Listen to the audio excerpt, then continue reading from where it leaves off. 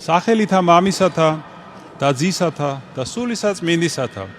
ძვირფასო მამებო, ძმებო და დებო, გილოცავთ ნიკოლოზობის დღესასწაულს, გადმოგცემთ სრულიად საქართველოს კათოლიკოს პატრიარქ ილია მეორის ლოცვა კურთხევას, კანონად სარწმუნოებისა, ხატად სიმშვიდისა, მოძღვრად მარხვისა, ყოშენ ქრისტემან ჭეშმარიტებით სამსხსოსა შენისათვის უგალობს წმინდა ეკლესია, წმინდა ნიკოლოს დღესასწაულის ტროპარში. რას ნიშნავს მოძღვრად მარხვისა? თქვენ როგორც იცით, მარხვაში არ იგულისხმება მხოლოდ საჭმლისგან თავშეკავება. მას რისგან თავშეკავებას გვასწავლის ჩვენ წმინდა ნიკოლოზი. ამ ცხოვრებაში არის ბევრი სიკეთე, ამქვეყნიური და ნუ თუ აი ამ ყოველივე სიკეთეზე და სიამოვნებაზე უარის თქმა მოგეთხოვება? თუნდაც იმაზე, რასაც ქმნის კაცობრიობის კულტურა, ცივილიზაცია. ნუ თუ მოგეთხოვება სიხარულზე უარის თქმა, ასე ფიქრობს ბევრი. იმიტომ რომ ამ სიკეთეებს ხომ სიხარული მოაქვთო.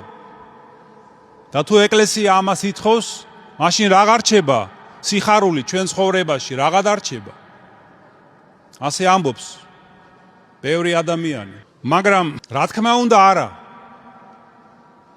და სწორედაც რომ პირიქით უფალს სურს რომ ჩვენ მუდამ გახარებულები ვიყოთ. არა თუ უარი თქვათ სიხარულზე, არამედ სულ გახარებულები ვიყოთ. მაგრამ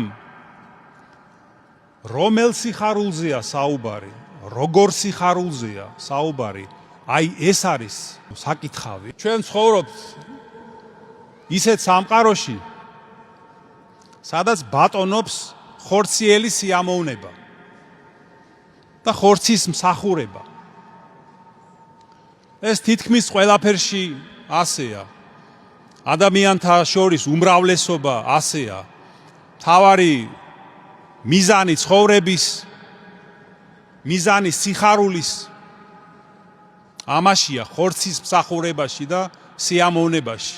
თქვენ იცით რომ ღმერთმა შექმნა ეს სხეულიც და ხორციც ჩვენი. მაგრამ ადამიანები ამას ძალიან ცუდად იყენებენ. და იმისთვის არ შექმნილა ხორცი, რომ ჩვენ მას ვემსახუროთ.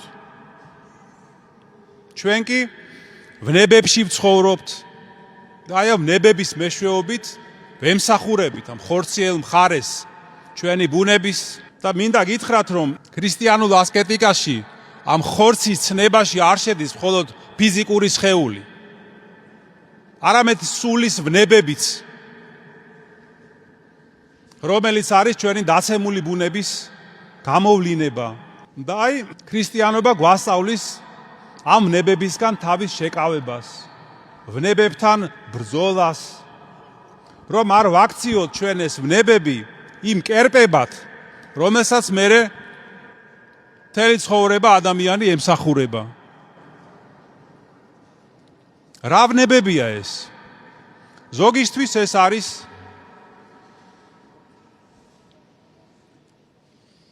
ალკოჰოლისადმი ვნება, ან ნარკოტიკული საშუალებებისადმი. ზოგისთვის ნაყროვანება, სიძვა. ვიღაცისთვის ეს არის ფულის სიყვარული, თანამდებობის, უფროსობის. ვიღაცისთვის მრისხანება, განკითხვა, გაღიზიანება. ასეთი ადამიანი ყოველთვის ვერ იკავებს თავს, რომ ცუდი არ თქვას, არ განიკითხოს. ის, ვინც არ მოწონს ან თვლის, რომ ისეთი მისთვის მოსაწონი არ არის. არის ვნება ქედმაღლობის. ბევრია, მოკლედ, ეს ძალიან ვნებები. და აი მათი დაკმაყოფილების მეშვეობით ჩვენ ვემსახურებით ამ ხორციელ მხარეს, ჩვენ დაცემულ ბუნებას. და ჭეშმარიტი ბედნიერება კი არის ვიმეორებ ვნებებთან ბრძოლაში.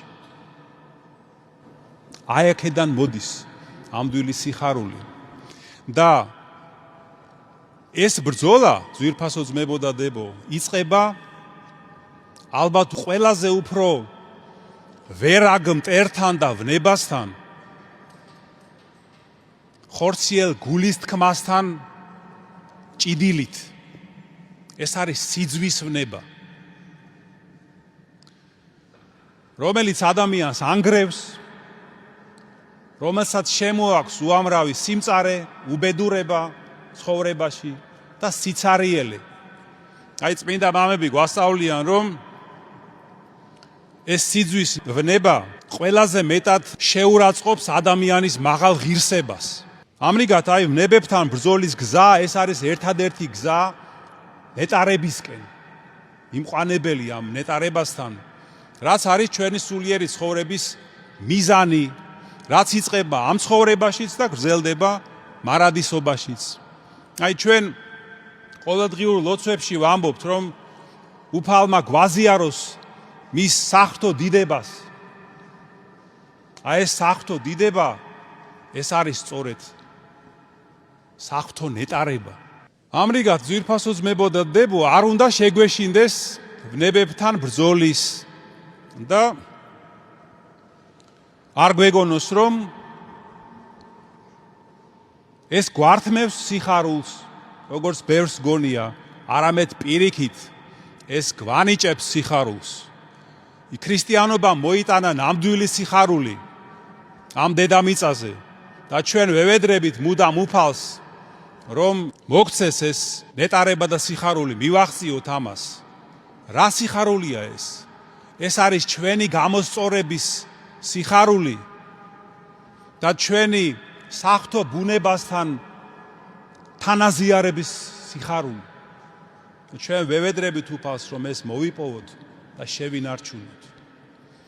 აი ძვირფასო ძმებო და დებო, როგორ თავშეკავებას გვასწავლის ჩვენ წმინდა ნიკოლოზი და დაე მისი ლოცვით ღმერთმა მოგცეს ჩვენ ძალა, რომ ვისწრაფოთ ამ სიხარულისა და ნეტარებისკენ, რომ გავიგოთ რა არის ნამდვილი თავშეკავება და მარხვა და რომ ქრისტიანულად ისე ვიცხოვროთ, რომ ყოველთვის გქონდეს ეს სიხარული აქაც და საუკუნო ცხოვრებაშიც.